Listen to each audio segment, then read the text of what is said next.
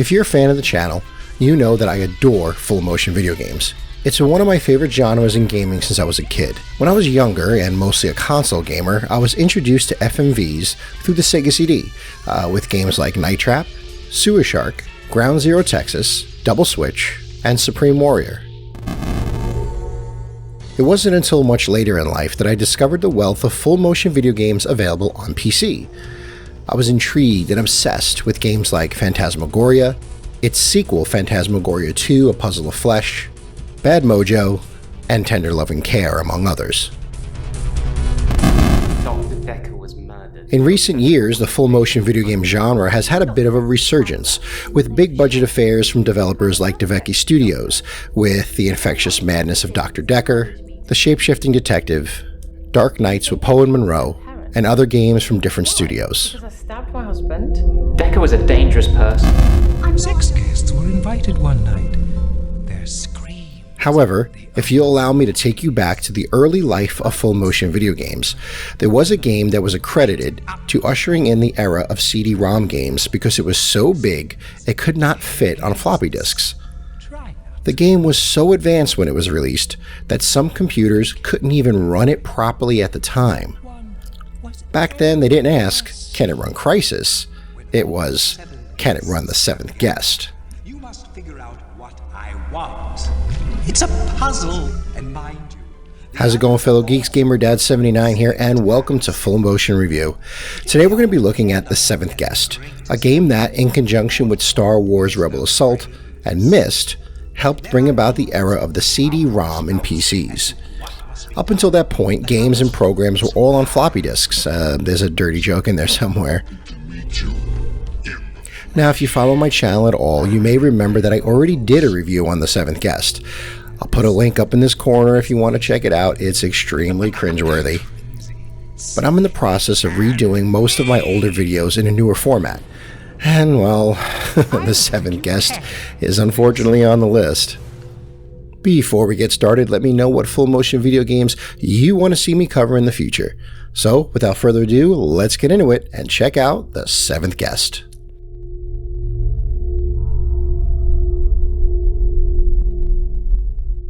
Story. What's it all about? You awaken in a lavish mansion. No memory of who you are or how you got there. You begin to see specters of the past and learn the story of Henry Stauff. Henry was a drifter, making his way through the small town of Harley-on-the-Hudson. Stauff, fearing starvation and his own death, comes upon an old woman and kills her, stealing her purse. This is only the beginning of Stauff's descent into madness and pure evil. Soon after killing the old woman, Stauff has a vision of a beautifully sculpted doll, and when he awakens, he begins to carve it from wood. Stauff trades that doll for room and board, and soon after he begins to have more visions, and begins to craft more dolls and toys. Before long, Stauff's toys are all anyone can talk about, and everyone wants to possess one. Stauff becomes a very rich man, though several children that possess a Stauff toy fall sick to a mysterious illness and eventually pass away. Seemingly out of nowhere, at the height of his popularity, Stauff disappears into his lavish mansion, never to be seen again. Then one day out of the blue, Stauff invites 6 guests to his home and challenges them to solve a series of puzzles that he has set up around his mansion. The one guest that can solve all his puzzles, figure out who the 7th guest is, and what Stauff's ultimate goal was, would receive their heart's desire. Since your character has nothing better to do, you wander the mansion and attempt to solve the puzzles that Stauff has laid out for his 6 guests, hoping that by doing so, you may solve the puzzle of your own presence in Stauff's mansion.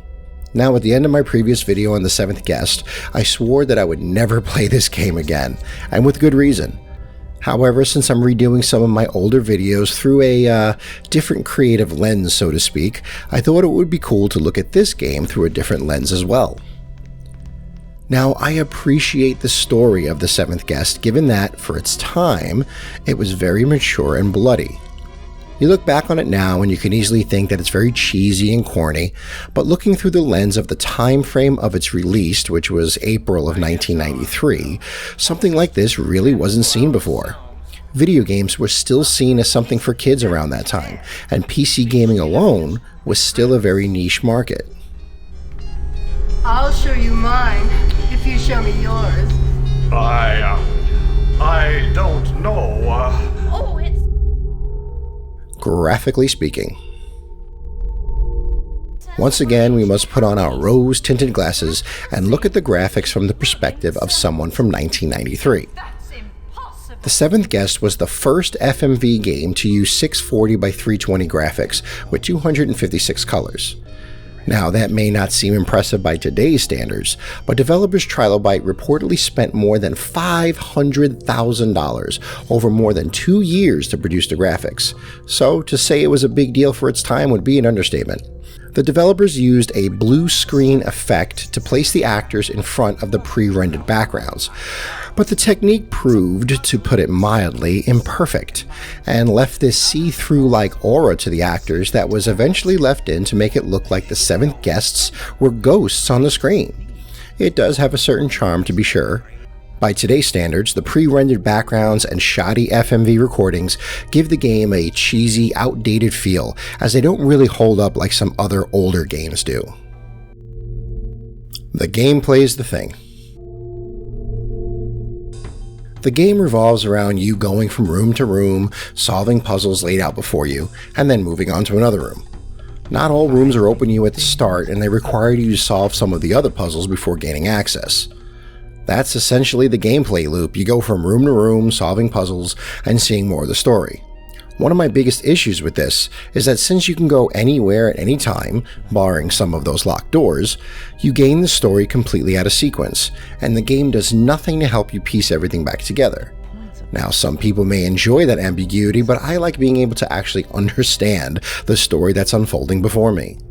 The puzzles have got to be some of the worst designs I have ever encountered in an adventure FMV game. Some of them early on I was able to solve logically, but a good portion of them made no sense at all, and I heavily took advantage of the auto-skip system the game has in place. Speaking of the auto-skip system, in the library on the first floor, there's a book laying out on the table. You click it and the book gives you a hint on how to solve the current puzzle. You head back to the library again and you gain another clue. And on the third time, the game auto-solves the puzzles for you. I really took advantage of this. One puzzle, involving changing bishops from one side of a chess-like board to the other, required close to 60 moves to complete.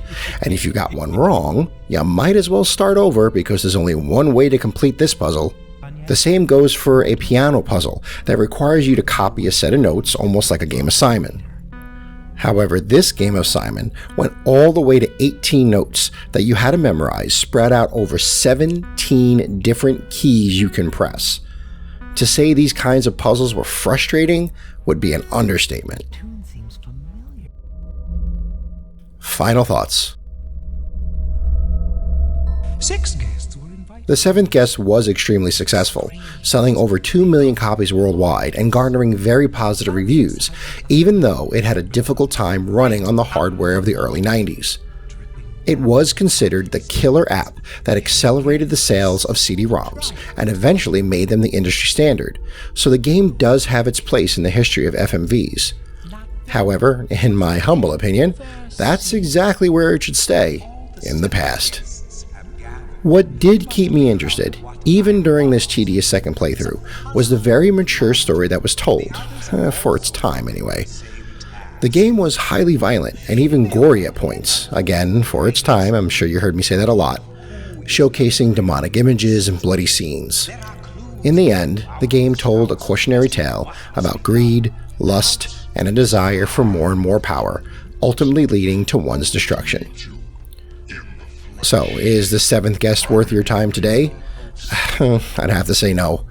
If you really need to experience this story, I recommend just watching a playthrough of the game on YouTube. If you must play this game, try seeking out the 25th anniversary version of it. It cleared up some of the visuals, audio, and controls. Alright fellow geeks, that is it for today's video. Make sure you hit that like and subscribe button if you are new. I am GamerDad79, and until next time, keep on geeking on.